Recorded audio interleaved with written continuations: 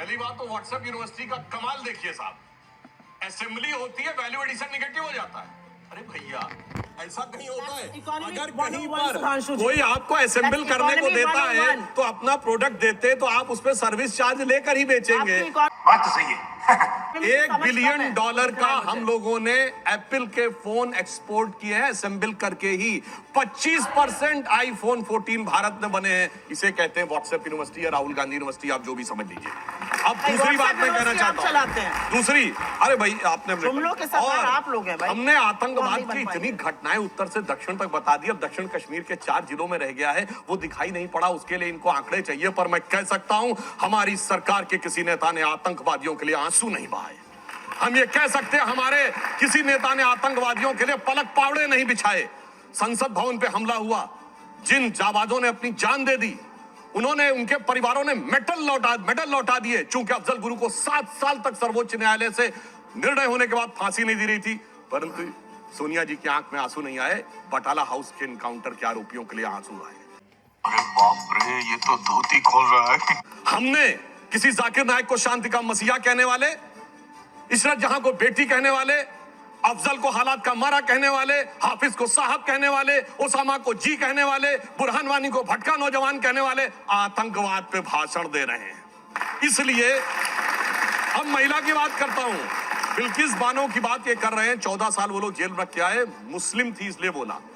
इसी पश्चिमी उत्तर प्रदेश में एक मुस्लिम महिला थी इमराना, जिसके साथ उसके ससुर ने बलात्कार किया और मौलवी ने फतवा दे दिया कि अब आज से वो अपने ससुर की पत्नी और पति की मां हो गई। और जलवाए जलाल से वो मौलवी साहब विद्यमान थे, चू नहीं बोला। ये इनका महिलाओं के प्रति सम्मान था। हमारे यहाँ किसी ने नैना साहनी को तंदूर में जलाया, छोड़िए वो सब आरोप प्रत्यारोप। मैं तो 100 बात की बात कहना चाहता हूं, वो कहां गए उन लोगों का सम्मान करते थे जिन्होंने कश्मीर वैली में लिखा, छोड़ के चले जाओ हिंदुओं से और अपनी बेटियों को छोड़ जाओ। वो गिरजा टिक्कू जिसके साथ सामूहिक बलात्कार के बाद आरे से काट दी गई और चू नहीं निकला किसी के मुंह से। वहां एक किसी महिला एक के साथ नहीं, पूरी कम्युनिटी के साथ हुआ और सब मौन साधारण किए रहे, क्योंकि वो सेक्युलरिज्म का सुंदर संगीत था, उससे इनको वोट मिलने थे। कहते हैं आईएसआई भारत की धरती पे नहीं था। मैडम, आपकी सरकार के समय में रिपोर्टें हैं आईएसआई के कितने मॉड्यूल्स काम कर रहे थे, और जो आप बता रही हैं वो कहानी तो बहुत पुरानी हो गई। उसके बाद तो जो ठुकाई हुई कहां, उरी में, जो कुछ हुआ बालाकोट में, उसके बाद Imran Khan as prime minister of Pakistan बोले पाकिस्तान की नेशनल असेंबली में, जो हिंदुस्तान ने किया है बालाकोट में उससे ज्यादा कुछ खौफनाक ये लोग करना चाह रहे हैं। आप ये सोचिए, आप शांति के कबूतर उड़ाते थे और हमने बाज उड़ाए हैं गुरु गोविंद सिंह जी की तरह। और आपने लास्ट में कहा शायद देश 1947 में, 2014 में नहीं, आप 47 से मानते हैं। ये राष्ट्र सनातन है, चिरंतन है, 1947 में पैदा हुआ नहीं है। इसीलिए इस राष्ट्र को कोई अपने को फादर कहने लगता है, कोई क्रिएटर कहने लगता है, कोई राष्ट्र का निर्माता कहने लगता है।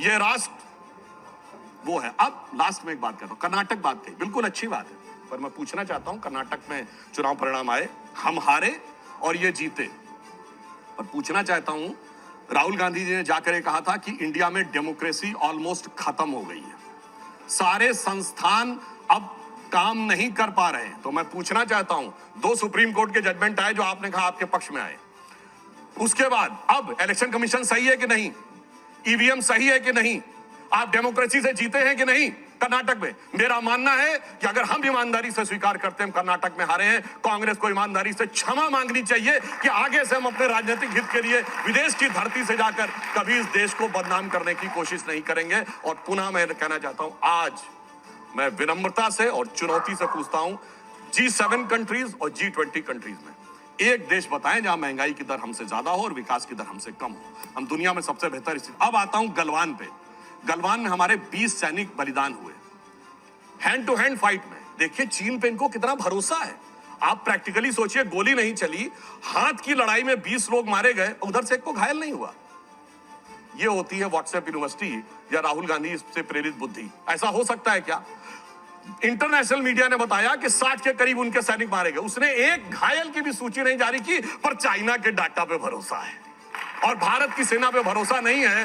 और अगर मैं पूछूं, जो हमारे जवान वहां बलिदान हुए थे वो किस रेजिमेंट के थे पता है आपको? बिहार रेजिमेंट। बिहार रेजिमेंट का युद्ध उद्घोष जानते क्या है? बहुत घनघोर सांप्रदायिक लगेगा आपको। बिहार रेजिमेंट का युद्ध घोष है बजरंग बली की जय, मगर वो इनको लगता है सांप्रदायिक। राजपूत रेजिमेंट का युद्ध घोष है राजा रामचंद्र की जय, सुनिए। और जो हमारी गोरखा रेजिमेंट का युद्ध घोष है जय जय महाकाली आयोरी गोरखाली। मगर अफसोस है कि भारत की ऊर्जा ओजस्विता के सारे प्रतीकों को सांप्रदायिक कह कह के आपने उनको भोथरा करने का प्रयास किया। और कर्नाटक में आज क्या हुआ, इनके राष्ट्रीय अध्यक्ष के बेटे आज ही बोले कहे हम सांप्रदायिक संगठनों को नहीं वो करेंगे और आरएसएस को भी हम बख्शेंगे नहीं। अरे भाई, बड़े मियां तो बड़े मियां, छोटे मियां सुभान अल्लाह। और मैं इनसे विनम्रता से पूछता हूं, अब आप अपना वादा निभाइए। आपने कहा था हम 6% मुस्लिमों का आरक्षण देंगे, मुस्लिम आरक्षण देके दिखाइए। खत्म, bye bye, tata, goodbye, गया।